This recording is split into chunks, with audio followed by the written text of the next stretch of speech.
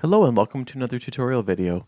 This is part 4 in a series of videos to support Unit 12, which is on modulation and also pivot chords and applied dominant chords.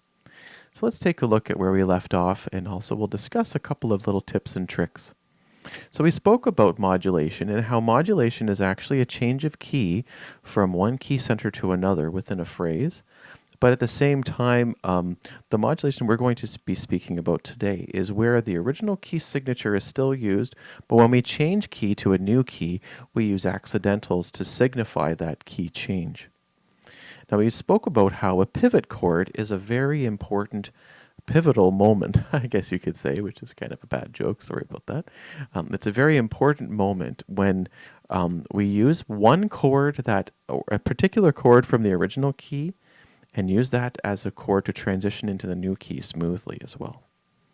So first, when we think about using modulation with a pivot chord, we want to think of 3 steps.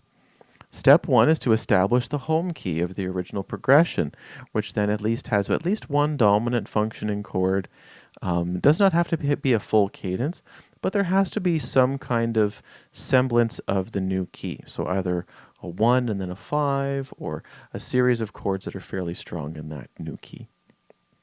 Step 2 is to choose a pivot chord that exists in both the home key and in the new key without any accidentals being added. And then we symbolize that pivot chord by outlining 2 different functions.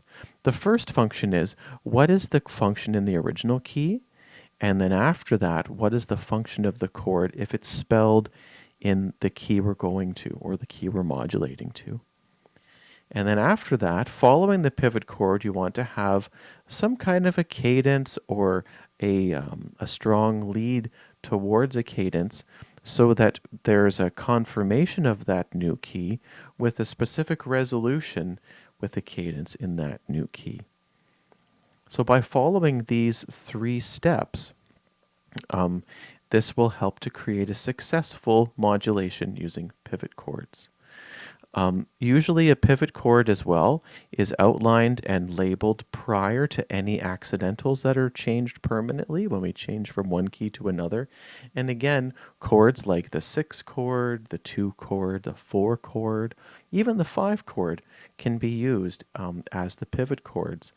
You just want to try to aim towards a chord that's not the 7 chord, either in the original key or the key you're going to, because it's not as harmonically strong. So I do hope that these bits of information and this checklist was helpful for you. This material can also be found on page 152 in the Celebrate Harmony Level 9 book published through the Royal Conservatory of Music. Thank you so much for watching this video, and I do hope that you have a great day, and see you again soon for another tutorial. Until then, take care and bye for now.